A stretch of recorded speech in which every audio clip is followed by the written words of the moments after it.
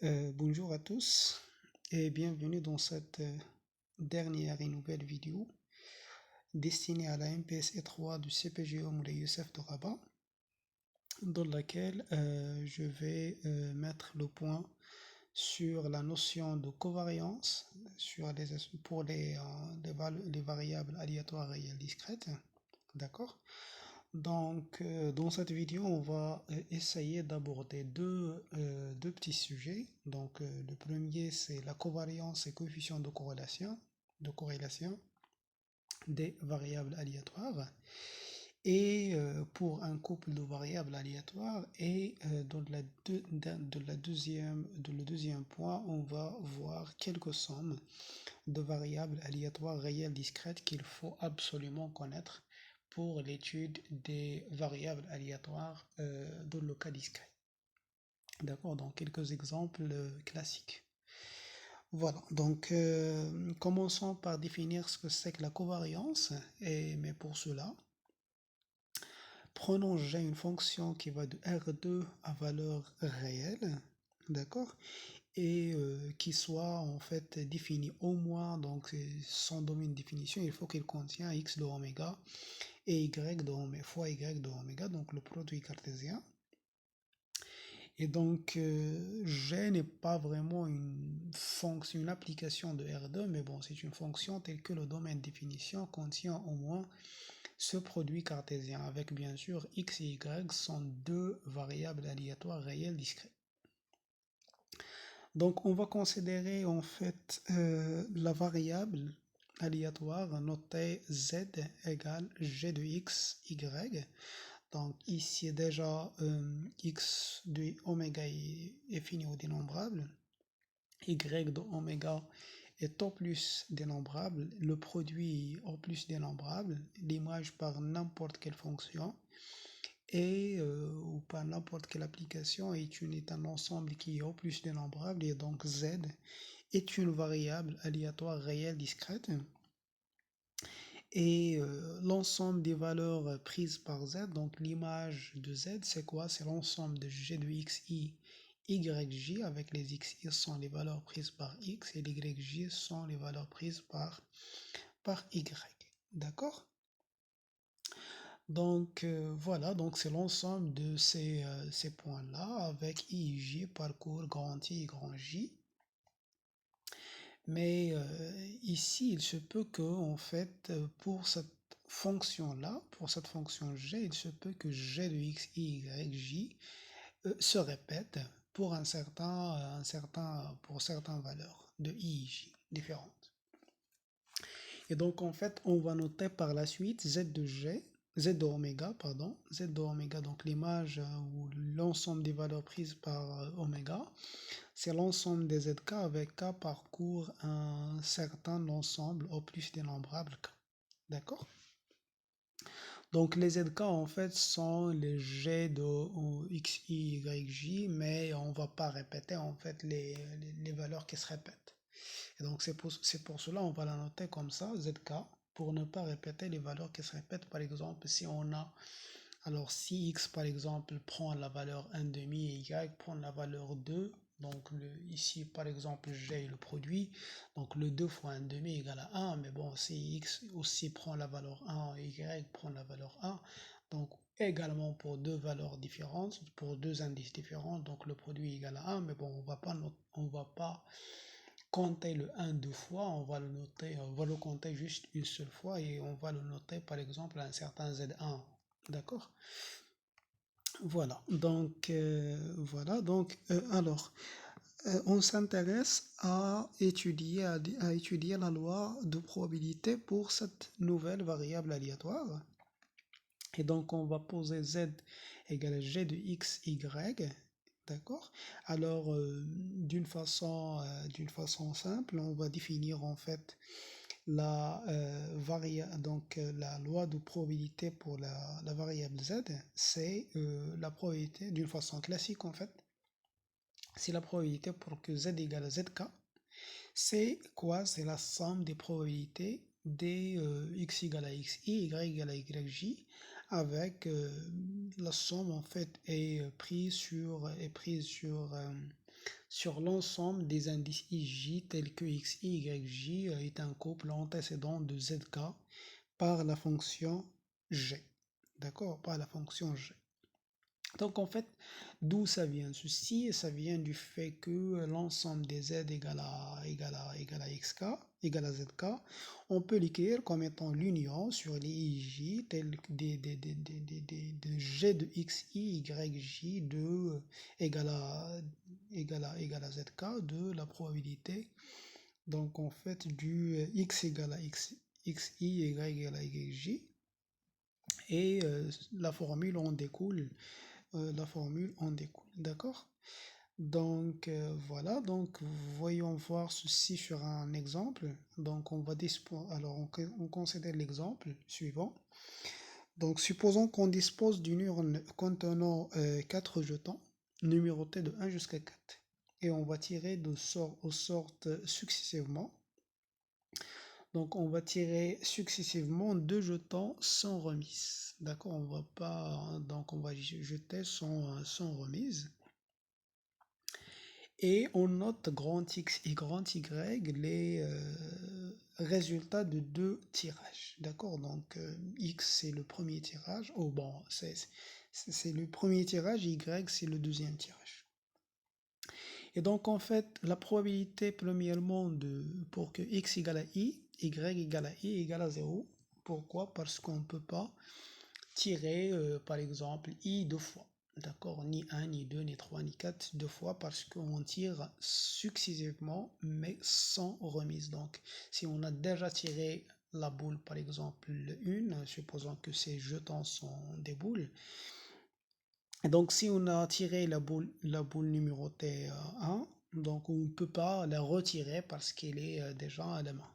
Et donc la probabilité d'obtenir I et d'obtenir J et d'obtenir I une autre fois, c'est 0. La probabilité de jeter I premièrement, puis jeter G avec I différent de J, égale à 1 sur 12. Pourquoi? Bon, c'est la probabilité pour jeter I, alors on dispose de 4 jetons. Donc c'est 1 sur 4 fois la probabilité de jeter en fait un autre jeton dans le sac ou dans l'urne. Donc c'est quoi? C'est un tiers parce qu'on dispose juste de 3 jetons. Donc 1 sur 4 fois 1 sur 3, c'est 1 sur 12. Et donc on peut écrire en fait les probabilités sous la forme d'un tableau. D'accord? Ou par exemple voilà, donc ici alors dans la première ligne on met les valeurs de y, dans la première colonne on met les valeurs de x et là on met les probabilités possibles. Donc vous voyez que la probabilité d'obtenir 1 c'est 0, 2 c'est 0, 3 c'est 0, 4 c'est 0 et donc la diagonale est nulle. D'accord, la diagonale est nulle. Et ici, la probabilité d'obtenir I et J avec I différent de J égale à 1 sur 12. Voilà. Et donc, voilà, si on pose en fait Z égale à X plus Y, alors l'ensemble de Z de oméga, c'est quoi? C'est de 2 jusqu'à 8. Donc, ce sont tous les... Alors 1, 2, 3, 4, on va jeter 1, 2, 3, 4. Donc les valeurs prises, x prend les valeurs entre 1 et 4, et y prend les valeurs entre 1 et 4, et donc leur somme va prendre les valeurs entre 2 et 8. Mais bon, si on voulait par exemple calculer les probabilités d'avoir 4, d'accord? Donc c'est la probabilité d'avoir, donc de jeter 1 puis 3, de jeter 2 puis 2, de jeter 1 puis 3. Et donc c'est quoi? C'est 1 sur 12 plus 0 plus 1 sur 12 et donc c'est 2 sur 12.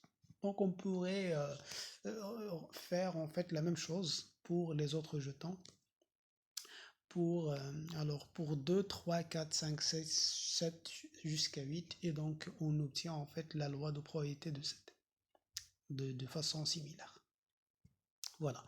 Donc, alors, une fois on a défini la loi de probabilité de cette variable aléatoire, alors on peut calculer son espérance d'une façon classique. Donc, l'espérance de z, qui est g de xy, c'est quoi? C'est, alors, par le théorème de transfert, c'est la somme de quoi? Des zk fois la probabilité de z égale à zk, et donc c'est la somme de g de xy fois la probabilité de x égale à x, y égale à y. Donc on pourrait écrire pour z, l'espérance de z, c'est la somme sur les cas de zk fois la probabilité de z égale à zk. Mais chaque z égale à zk, donc on pourrait l'écrire comme étant la probabilité de x égale à x, y égale à y de g de xy, avec les x et y sont les antécédents de ce zk-là. Voilà. Donc voilà, donc c'est en fait grâce au théorème de transfert et à la définition même de l'espérance de z, donc on pourrait obtenir ce théorème classiquement et facilement. Voilà. Donc là, je viendrai sur une définition qui est très très très intéressante, et c'est la définition de l'égalité presque sûre. Donc, étant donné deux variables aléatoires réelles sur un espace probabilisé oméga p, donc on va dire que x et y sont égales presque sûrement si et seulement si la probabilité de l'ensemble sur laquelle x égale à y égale à 1. Ou d'une façon analogue, la probabilité de l'ensemble dans laquelle x diffère de y, x différent de y, égale à 0. Donc ça veut dire quoi? Ça veut dire que x égale à y sur l'univers, sauf sur peut-être un ensemble qui est négligeable. D'accord? Et donc là, on va pas du tout, on va pas parler d'une égalité sûre, d'accord? Mais c'est une égalité qui est presque sûre. Ça veut dire qu'on a une égalité, sauf peut-être sur un ensemble qui est négligeable. Et donc, puisqu'on s'intéresse à l'étude de probabilité, donc cette partie-là qui est négligeable ne n'intéresse pas. D'accord? Mais ici, vraiment, il faut faire très très attention. Donc, il y a une certaine ambiguïté dans cette définition-là. Alors, ce presque sûrement, c'est relativement à la probabilité P. D'accord? Donc, c'est sur le même espace, sur le même univers. On pourrait définir une infinité de probabilités. Et donc, si x égale à y pour une probabilité P1, alors presque sûrement, alors c'est pas nécessairement x égale à y presque sûrement pour une probabilité P2. D'accord? Donc, donc, cette notion-là est une notion qui est relative à la probabilité par laquelle on travaille. D'accord? Donc, voilà. Alors oui, donc puisqu'on a défini l'égalité, donc on pourrait définir l'inégalité inférieure ou égale, supérieure ou égale, et n'importe quelle autre opération. Donc les opérations, les ordres, pour une certaine relation d'ordre, n'importe laquelle.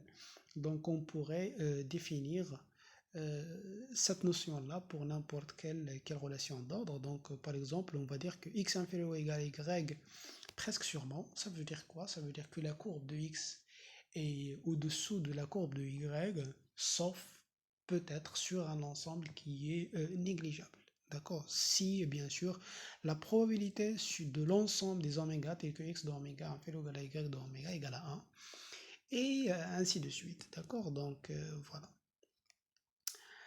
Alors, oui, donc oui, nécessaire. Donc là, comme conséquence, on pourrait définir la fonction, l'ensemble des fonctions nulles presque partout. Donc une fonction ou une variable aléatoire va être dit nulle presque partout si jamais x égale à y, x égale à 0, p presque partout. D'accord? Ça veut dire que la fonction est nulle sauf sur une partie qui est négligeable, peut-être. Voilà. Donc ici, on arrive à une proposition très très importante, donc relative à ceci, bon, relative à l'espérance, bien sûr. Et donc, étant donné x et y, deux variables aléatoires sur l'espace probabilisé oméga p, possédant un moment d'ordre 2. D'accord? Un moment d'ordre 2. Et tel que x et y, et tel que x n'est pas presque sûrement nul. D'accord? Donc, on va supposer que l'une des deux n'est pas du tout nulle presque sûrement. Bon.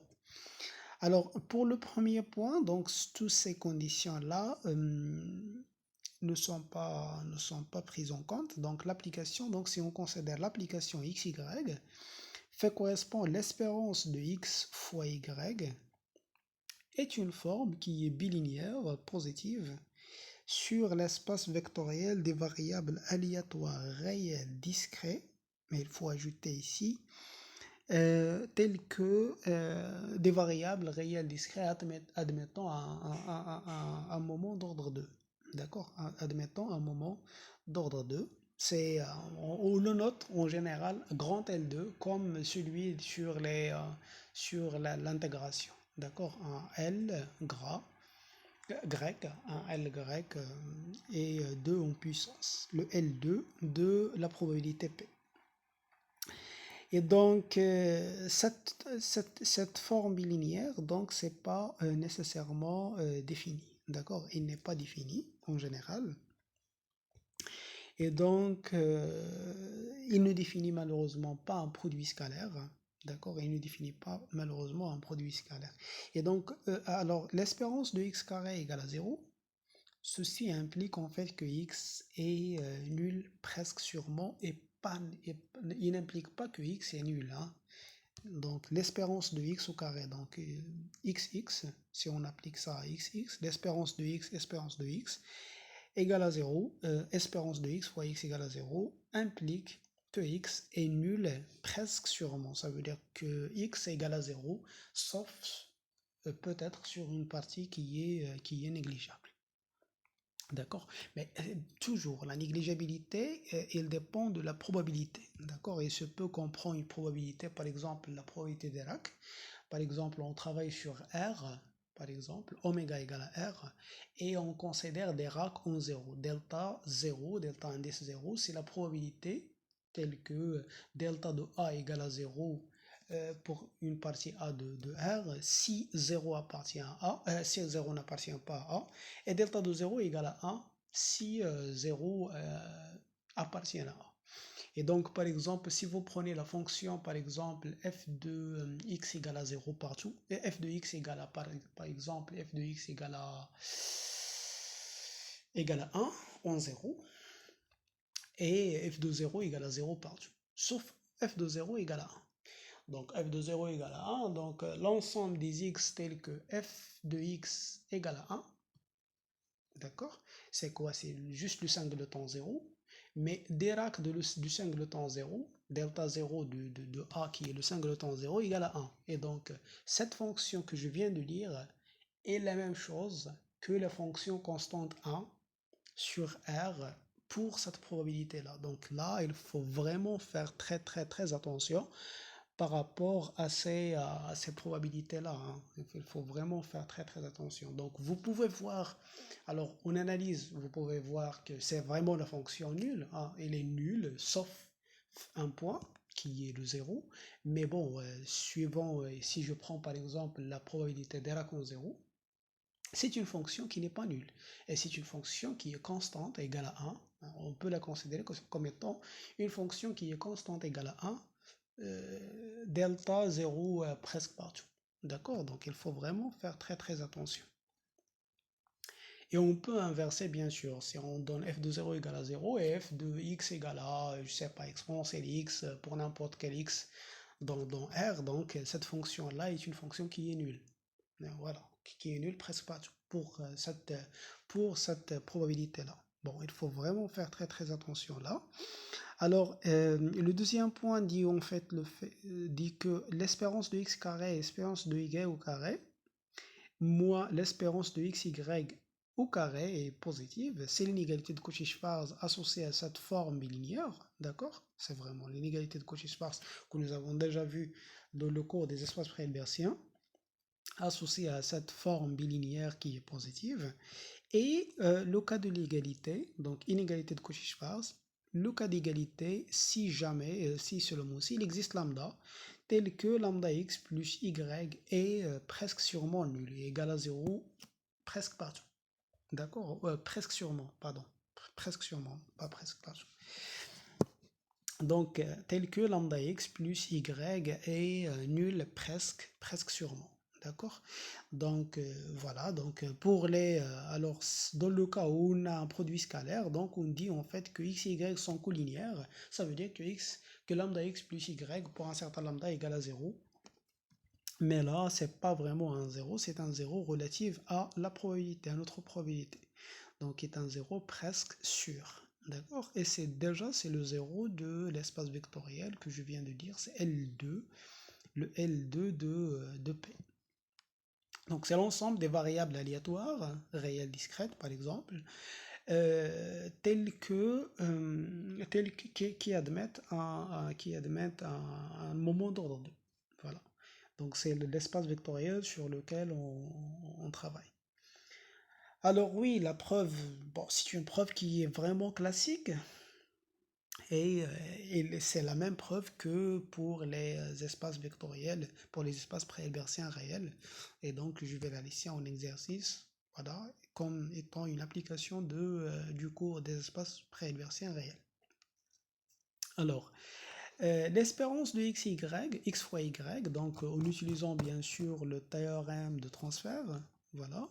Donc c'est quoi? C'est la somme de x fois y, ça c'est g de x, y, g de x, y, fois la probabilité de x égale à x, y égale à y. Et donc voilà, donc c'est d'ici en fait que apparaît que apparaît la bilinéarité, en fait, la bilinéarité de cette application. Et l'on déduit en fait que dans le cas où grand x et grand y sont indépendants, alors l'espérance de x fois y, c'est le produit des espérances de x et y. Pourquoi? Bon, du fait que en fait, la probabilité pour que x égale à x et y égale à y, on pourrait l'écrire comme étant le produit des deux probabilités, d'accord? Donc, probabilité de x égale à x et y égale à y, c'est le produit des deux probabilités. Et donc, on pourrait distinguer entre, on a deux variables séparées, le i et j sont des variables séparées. Et donc, on pourrait séparer les deux variables et donc on obtient en fait l'espérance de x et l'espérance de y. Mais il faut vraiment faire très attention parce que la réciproque n'est pas du tout vraie. D'accord? Il faut vraiment faire très attention parce que la réciproque n'est pas du tout vraie. Donc, si l'espérance de x fois y égale à l'espérance de x fois l'espérance de y, ceci n'implique vraiment pas que les variables sont indépendantes. Et je donnerai un exemple bientôt. D'accord? Un contre-exemple bientôt. Voilà. Donc, voilà. Donc, si x et y, et donc on pourrait tirer en fait de cette inégalité-là, de cette inégalité de Cauchy-Schwarz, que en fait, étant donné x et y sont deux variables aléatoires admettant un moment d'ordre 2, ou des moments d'ordre 2, alors la variable aléatoire somme x plus y admet un moment d'ordre 2. D'accord? Donc juste x et y admettent un moment d'ordre 2, donc x plus y admet un moment d'ordre 2. Et donc pourquoi? En fait parce que x plus y au carré, c'est x carré plus 2xy plus y au carré. Et donc l'espérance de x carré existe, l'espérance de y carré existe, et donc il suffit de prouver l'existence de l'espérance de xy. Et l'espérance de xy est assurée par quoi? Par cette inégalité-là. L'espérance de xy est inférieure à l'espérance de x carré fois l'espérance de y au carré avec un racine carré de toute l'expression. Et donc, si l'espérance de x carré et l'espérance de y au carré existent, toutes les deux, on aurait en fait que l'espérance de x fois y existe. est fini, bien sûr, existe. Voilà. Et donc, voilà, donc c'est juste l'existence de l'espérance de x et l'espérance de y, bon, l'espérance de x carré et l'espérance de y carré implique que l'existence de l'expérience de l'espérance de x plus la plus y, voilà. Et bien sûr, l'espérance, bon, pas l'espérance, pardon, l'espérance de x plus y au carré, un moment d'ordre 2. Et bien sûr, lambda fois x admet un moment d'ordre 2. Et donc, voilà, donc si on considère l'espace des fonctions ou des applications, des variables aléatoires admettant un moment d'ordre 2 et même un moment d'ordre r, on pourrait même aller jusqu'à un moment d'ordre r, est un espace vectoriel, d'accord, est un espace vectoriel. Donc ici, je l'ai signalé, mais bon, alors je l'ai signalé, mais j'ai pas mis le point sur ce fait-là. Alors le fait, on peut le faire ici, hein. On peut le faire ici. Donc on pourrait en fait démontrer les deux points et laisser le fait que c'est linéaire. Bon, on pourrait démontrer que c'est bilinéaire, mais bon, on va admettant bien sûr le fait que l'espace est un espace vectoriel. Voilà. Alors, en arrivant à la définition de la covariance, et donc, étant donné x et y, deux variables aléatoires réelles admettant une espérance, d'accord, ou admettant des espérances, on appelle covariance de x et de y, covariance de x, y, le nombre réel, covariance, notez covariance de x, y, c'est l'espérance de x moins l'espérance de x fois y moins l'espérance de y. D'accord? Donc, ceci est une variable aléatoire centrée. Y moins l'espérance de y, c'est la variable aléatoire centrée associée à y. Leur produit, donc on va prendre l'espérance de leur produit, on va le noter covariance de x, y, s'il existe bien sûr, si jamais cette espérance existe. Donc ici, on demande juste l'existence d'une espérance, et donc son existence n'est pas du tout, n'est pas assurée. D'accord? N'est pas assurée. Et donc, pour qu'il soit assuré, donc il est assuré si jamais on a x et y admettent des moments d'ordre 2. D'accord? Si elle admet des moments d'ordre 2, alors la covariance existe. Et de plus, la covariance de x et y égale à l'espérance de x, y moins l'espérance de x fois l'espérance de y. Et c'est le théorème qu'on utilise souvent pour le calcul de la covariance, pardon, pour le calcul de la covariance. Alors, si jamais x et y admettent des moments d'ordre 2, donc, alors, qu'est-ce que c'est que ce machin? C'est l'espérance de x fois y, puis l'espérance de x fois y, d'accord? Donc, c'est l'espérance de y seulement, et l'espérance de y fois x, c'est l'espérance de x, donc il est existant, et ce qui reste, c'est l'espérance de x fois l'espérance de y, c'est l'espérance de x fois l'espérance de y. Donc, l'existence, donc il faut juste assurer l'existence de l'espérance de x fois y, et ceci est assuré si jamais x et y admettent des moments d'ordre 2 par quoi? Par l'inégalité de Cauchy-Schwarz. Donc, si les moments d'ordre 2 existent, alors l'espérance de x fois y existe, et donc on a l'existence de la covariance. Voilà. Alors, comme corollaire, donc la covariance est une forme qui est aussi bilinéaire, symétrique, positive, voilà, positive et même, elle est même définie. Bon, je ne sais pas pourquoi je ne l'ai pas écrit. Bon, bon, c'est une forme qui est bilinéaire, symétrique, positive. Alors, je ne me rappelle pas s'il est défini ou pas. Non, c'est pas défini. Oui, c'est pas défini.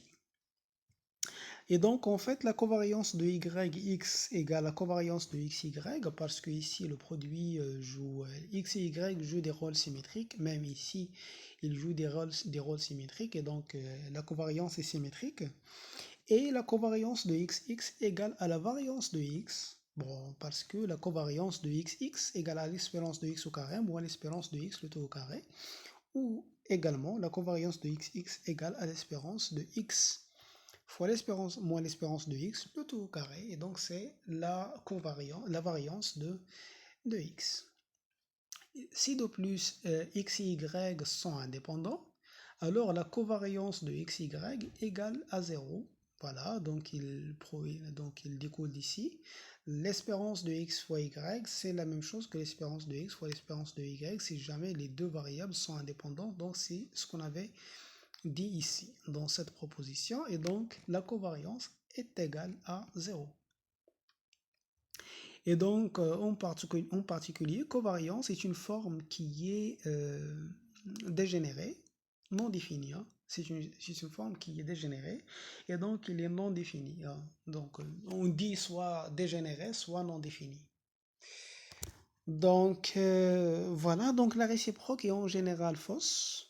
D'accord, donc la réciproque est en général fausse. Donc, le fait que la covariance de x et y égale à 0 n'implique pas que x et y sont indépendants. Donc, il faut vraiment faire très attention. Et donc, en fait, voilà, donc c'est ce qu'on vient de dire ici. Donc, ce n'est pas parce que la covariance de x et y égale à 0, alors que x et y sont indépendants, sont nécessairement indépendants. Mais par contre, en fait, si la covariance de x et y est différente de 0, on peut affirmer en fait que x et y sont dépendants. D'accord? Donc, si jamais x, la covariance est différente de 0, alors elles sont dépendants. Et voilà un contre-exemple qui prouve en fait l'indépendant, dans lequel on pourrait prendre en fait la variable x, la variable aléatoire définie par x de oméga, donc elle prend les valeurs moins 1, 0, 1. Et sa loi est donnée par la loi uniforme sur cet univers. Donc un tiers pour n'importe quelle valeur prise. Et prenons y, c'est la variable définie par, alors y égale à 0 si jamais x différent de 0, et y égale à 1 si jamais x égale à 0. Et donc, puisque y est donné en fonction de x, alors il est facile de montrer en fait que x et y sont dépendants.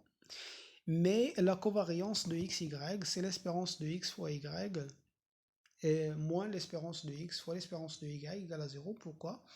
Déjà, si vous calculez l'espérance de x égale à 0, donc moins 1 fois 1 tiers, plus 0 fois 1 tiers, plus 1 fois 1 tiers égale à 0. Et donc l'espérance de x égale à 0, donc cette partie est nulle. L'espérance de x fois y égale à 0, pourquoi? Parce que si jamais y égale à 0, x différent de 0. Si jamais y différent de 0, x égale à 0. D'accord? Donc x fois y est nul. Et donc l'espérance de x, y égale à 0. Alors la covariance est nulle.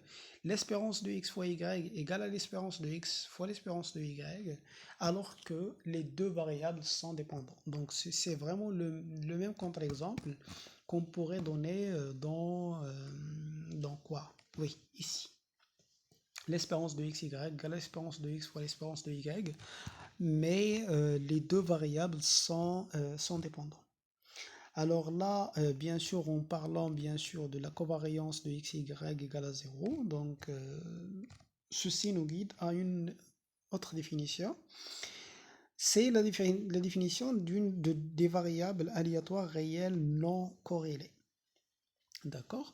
Donc, étant donné x et y deux variables aléatoires, telles que la covariance de x et y égale à 0, et donc là, on appelle les deux variables, on dit que les deux variables sont non corrélées.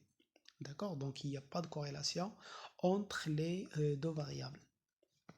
Si jamais la covariance, bien sûr, est égale à 0. Si la covariance est différente de 0, donc elles sont corrélées. Donc, il existe une certaine corrélation entre x et y. Donc, c'est ce que je viens de dire ici. Si jamais la covariance est différente de 0, on peut dire qu'elles sont dépendantes. D'accord?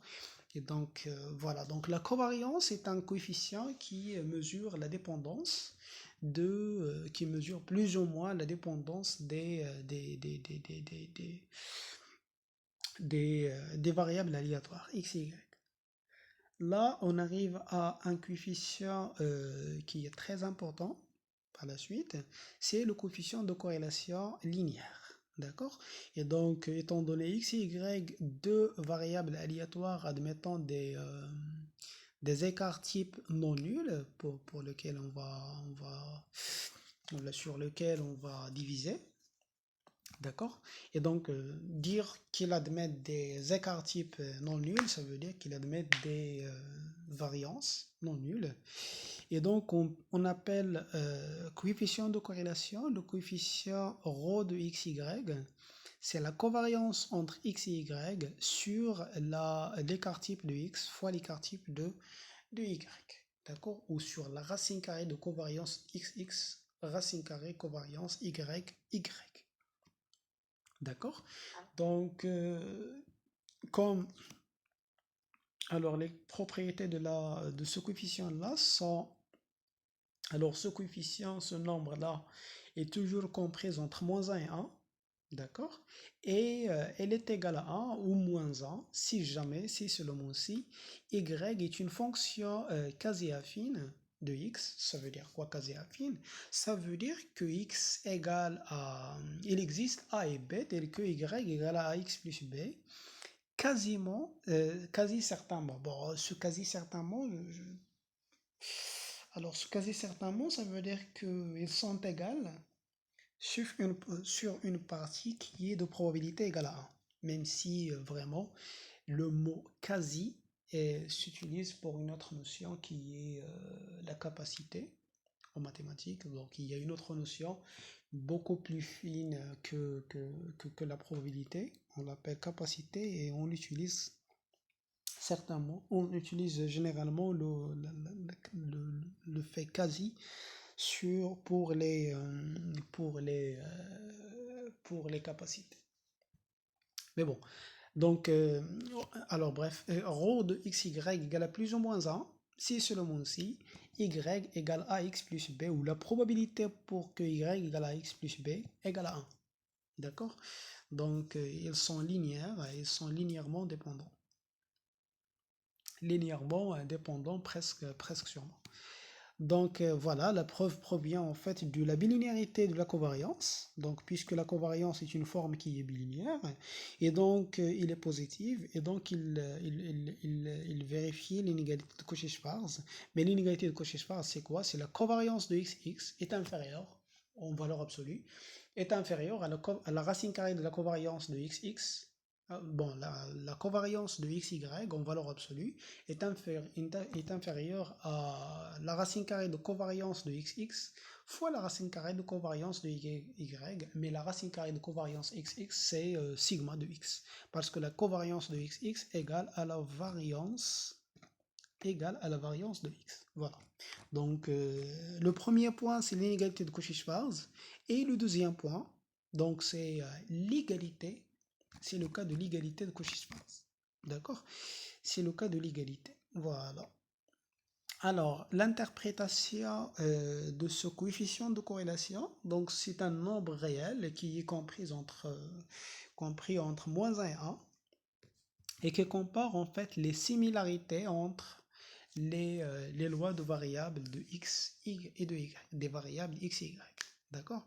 Donc, il mesure en fait les similarités des lois, pas des variables aléatoires eux-mêmes, mais elles-mêmes, mais des lois des variables aléatoires. Parce que comme j'ai dit dans la première séance, c'est vraiment pas la variable aléatoire qui est important, mais c'est sa loi qui est vraiment important, parce qu'on s'intéresse en fait à calculer des probabilités et jouer par des probabilités et voir en fait des interprétations des résultats qu'on pourrait obtenir, d'accord? Et du fait que il y a vraiment d'expériences pour lesquelles on tombe dans la même loi, et donc si en fait on dispose par exemple la loi de Poisson, la loi de Bernoulli, la loi uniforme, ainsi de suite, pour n'importe quelle loi on connaît vraiment ses caractéristiques, et du coup on va connaître même en fait la propagation de l'événement qu'on voulait étudier. D'accord? Et donc, voilà, donc il est égal à 1, donc ce coefficient il est égal à 1 dans le cas où l'une des variables aléatoires, soit x, soit y, est une fonction affine croissante de l'autre variable. D'accord? Ça veut dire quoi? Ça veut dire que par exemple y égale à x plus b, mais avec a positif. D'accord? Avec a positif, donc ceci veut dire en fait que ρ égale à 1 et ρ égale à moins 1 si jamais ax, y égale à x plus b, mais a négatif. D'accord? Avec, donc c'est une fonction qui est décroissante. C'est une fonction affine décroissante. Donc l'une est une fonction affine décroissante de l'autre. Voilà. Donc les valeurs intermédiaires renseignent sur le degré de dépendance linéaire entre les deux variables. D'accord? Donc là, alors là, c'est vraiment pas l'indépendance ou la dépendance, mais ici c'est la dépendance linéaire. Hein, il faut vraiment faire attention. Donc là, quand là, est-ce qu'elles sont liées ou libres? Hein? Est-ce qu'elles sont liées ou libres? La dépendance linéaire ici. Et donc, plus que le coefficient est proche des valeurs extrêmes, on va dire en fait, alors ici, oui, vous voyez ici que c'est vraiment pas de dépendance, mais c'est de dépendance linéaire. Hein. C'est une dépendance affine, mais bon. Donc voilà, donc puisque le coefficient est proche des extrêmes, donc puisque tant que ρ est proche de moins 1 ou de 1, on va dire en fait qu'il y a une corrélation très forte, une corrélation forte entre les deux variables aléatoires et on va dire par la suite qu'ils sont fortement corrélés. D'accord? Donc dans le cas où ρ est proche de 1 et prend une valeur proche de 1, on va dire que x et y sont fortement corrélés. Ça veut dire qu'il y a une corrélation très forte entre x et y. D'accord? Donc voilà, donc si jamais la corrélation est égale à 0, d'accord, si jamais une corrélation est égale à 0, donc ceci signifie quoi? Signifie que les variables sont linéairement indépendantes. D'accord, ça veut dire quoi? On note en général, alors covariance. Donc, alors là, il faut voir en fait la covariance comme étant un produit scalaire. Hein. On va essayer de le voir comme étant un produit scalaire. Et donc, la covariance égale à 0 veut dire quoi? Veut dire en fait que x est orthogonal à y. Et donc, ils sont vraiment libres. D'accord? Il n'y a vraiment pas de corrélation entre les deux. D'accord? Donc x et y, donc covariance entre, donc produit scalaire x, y égale à 0. Donc je rappelle que la covariance est une forme qui est bilinéaire positive, symétrique, et mais non dégénérée. Donc dans la partie là, non dégénérescence, il y a peu d'éléments, mais bon, on pourrait voir cette covariance comme, je dis entre deux guillemets, on pourrait voir comme étant un produit scalaire, mais c'est vraiment un semi-produit scalaire, c'est pas un produit scalaire.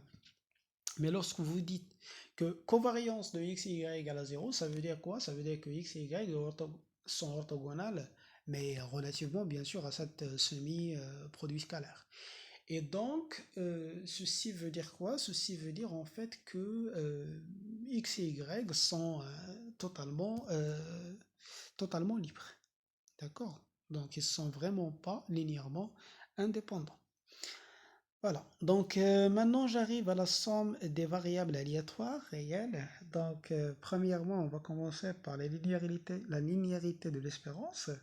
Donc, c'est une propriété par laquelle nous avons déjà travaillé pas mal de fois. Donc, l'espérance est une application, est une forme même bilinéaire, d'accord? Est une forme linéaire, pardon. Ça veut dire quoi? C'est l'espérance de ax plus by égale à a fois l'espérance de x plus b l'espérance de y. Donc, c'est une forme bilinéaire sur l'espace vectoriel des variables aléatoires sur l'espace vectoriel des variables aléatoires admettant admettons une espérance, ou non, telle que l'espérance de module de x existe. D'accord, l'espérance de module de x existe. Pour qu'il y aura en fait la structure d'espace vectoriel. Hein, pour qu'il y aura la structure d'espace vectoriel. Alors, si x1 et x2, si on prend, alors je peux généraliser ceci pour un nombre fini de variables aléatoires.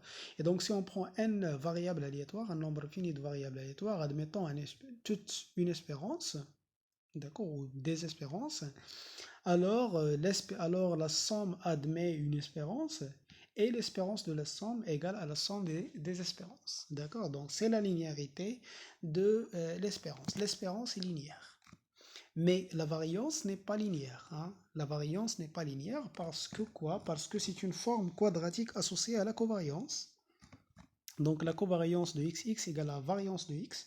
Et donc là, on dit en fait que la variance de x est une forme quadratique de la covariance de la covariance. D'accord? C'est une forme quadratique associée à la covariance. Et donc, si vous prenez même variance de alpha x, c'est covariance de alpha x. Et donc, c'est alpha carré fois covariance de x, c'est alpha carré fois variance de x. Et donc, alors ceci, on l'a déjà vu. Et donc, variance n'est pas linéaire. Donc, variance de x plus y, c'est variance de x plus variance de y plus 2 fois la covariance de x et y. Donc, la covariance, c'est elle qui mesure en fait l'angle entre x et y. D'accord? Donc, c'est vraiment comme pour les produits scalaires et la variance joue le rôle ici de la norme, hein, de la norme au carré. Alors, si x et y sont indépendants, donc la covariance égale à 0, et donc la variance de x plus y, c'est la variance de x plus la variance de y. Donc ici, c'est vraiment, c'est quoi ça? C'est vraiment l'identité de Pythagore. Donc, si jamais x et y sont orthogonales, alors variance de x plus y égale variance de x plus variance de y. Et donc, ceci, bien sûr, le premier point découle de la bilinéarité de covariance.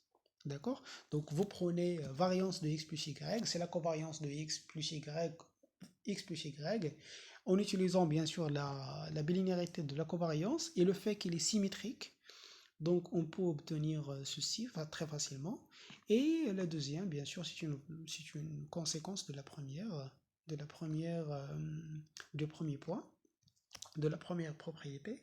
Donc, on pourrait bien sûr généraliser ceci pour un nombre fini de variables aléatoires. Et donc, si on prend n variables aléatoires réelles admettant toutes des moments d'ordre 2, alors la somme admet un moment d'ordre 2. Et la variance de la somme, c'est la somme des variances plus 2 fois la somme de i inférieur strictement à j de la covariance de xj.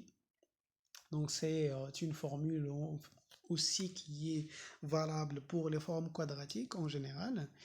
Et qu'on pourrait en fait la démontrer soit par récurrence sur n, soit par le calcul de la covariance de la somme des xi et la somme des xi.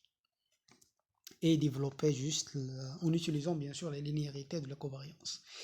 Alors, si jamais les variables aléatoires sont mutuellement indépendants, et donc ils seront indépendants 2 à 2, et donc la covariance de x et xj égale à 0, et donc en fait on aura la variance de la somme, c'est la somme des variances, d'accord? Donc c'est l'identité en fait de Pythagore, c'est l'identité de Pythagore généralisée. Voilà. Alors là, on arrive à la somme des variables aléatoires réelles indépendantes, donc qui suit la loi binomiale. D'accord?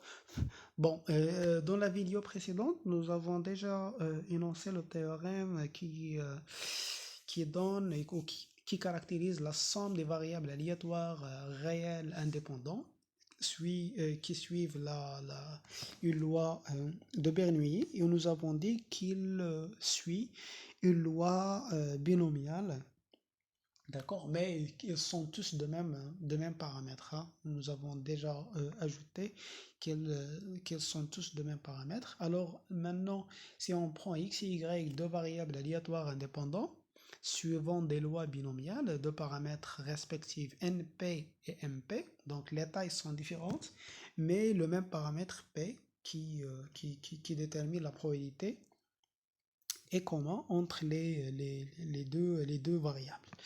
Alors, la somme est une variable aléatoire réelle discrète, bien sûr, qui suit la loi binomiale de paramètres n plus m. On ajoute les coefficients, les tailles, mais on conserve la probabilité. D'accord? Donc, c'est un petit exercice très simple que vous pouvez faire juste en calculant bien sûr la probabilité. Donc déjà, x plus y, alors x il prend les valeurs entre quoi? Entre 0 et n, et y entre 0 et m, et donc la somme il prend une valeur, les valeurs entre 0 et n plus m, d'accord?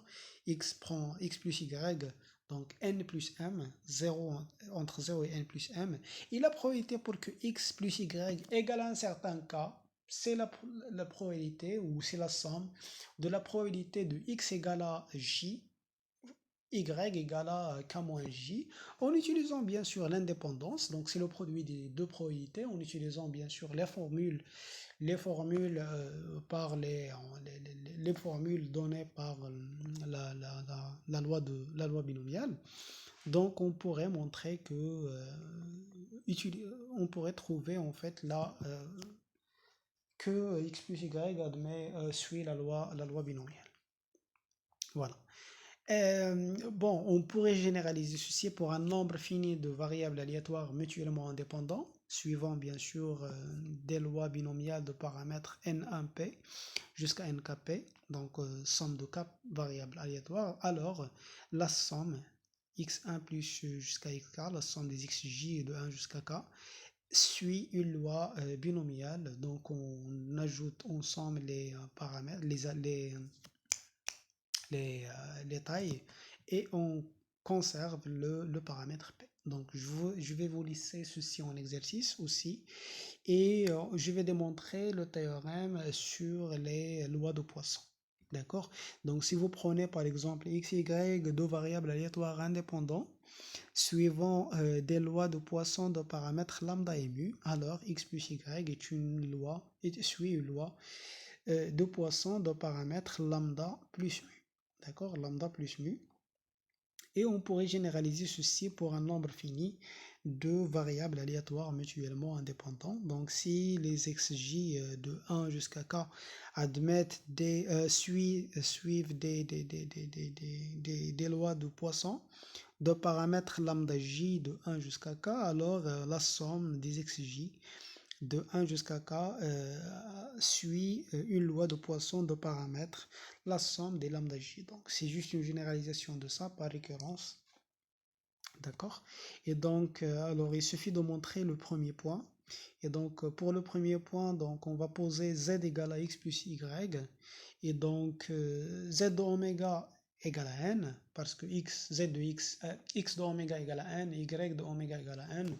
Donc, si vous prenez la somme de deux nombres, de deux entiers naturels, est un entier naturel, et donc, et n'importe quel entier naturel, on peut l'écrire comme étant la somme de deux entiers naturels, on pourrait l'écrire n plus 0, et donc z de oméga égale à n, et donc si vous prenez k dans n quelconque, alors on pourrait l'écrire la probabilité de z égale à k, donc c'est la somme des probabilités de x égale à i, donc z égale à a, i égale à k, donc x égale à i, y égale à j, mais i plus j égale à k, donc c'est la somme de i allant de 0 jusqu'à k, donc le i il est compris entre 0 et k parce que x et y sont tous positifs, de la probabilité de x égale à i, y égale à k moins i, donc si vous sommez les deux, ils sont tous égales, et leur somme égale à k. D'accord? Et donc là, on utilise l'indépendance. Donc c'est le produit de l'intersection égale le produit des probabilités. D'accord? La probabilité de l'intersection égale au produit des probabilités. Et ici, on remplace bien sûr la probabilité de x égale à i par sa valeur. C'est ça, exponentiellement lambda, lambda à la puissance i sur i factoriel. Et celle-là par sa valeur, exponentiellement mu à la puissance k moins i sur k moins i factoriel. Donc, en multipliant et en divisant par 1 sur k factoriel, d'accord? Donc, c factoriel, i factoriel, k moins i factoriel est en dénominateur et en numérateur k factoriel, c'est la combinaison, c'est ki. Donc, les exponentielles, c'est l'exponentielle moins lambda plus mu. Et ce qui reste, c'est lambda à la puissance i, mu à la puissance k moins i, en utilisant le binôme, la formule de binôme pour lambda et mu. Donc, c'est lambda plus mu à la puissance k sur k factoriel, exponentielle moins lambda plus mu. Et donc, z, bien sûr, donc la probabilité pour que z égale à k, c'est lambda plus mu à la puissance, c'est a à la puissance k sur k factoriel, exponentielle moins a. Et donc, z suit la loi de Poisson de paramètres lambda plus mu. Donc ce sont deux résultats qui sont vraiment très intéressants. Donc le théorème 11 et le théorème 12. Et même aussi le théorème qui donne la somme des valeurs des lois qui suivent, la somme des valeurs des variables aléatoires indépendants suivant suivant la loi de Bernoulli. Aussi vraiment très important. Il faut les connaître par cœur, il faut connaître leurs preuves par cœur. Il faut savoir en fait refaire les preuves, d'accord? Et donc c'est tout pour aujourd'hui. Merci pour votre attention et à plus.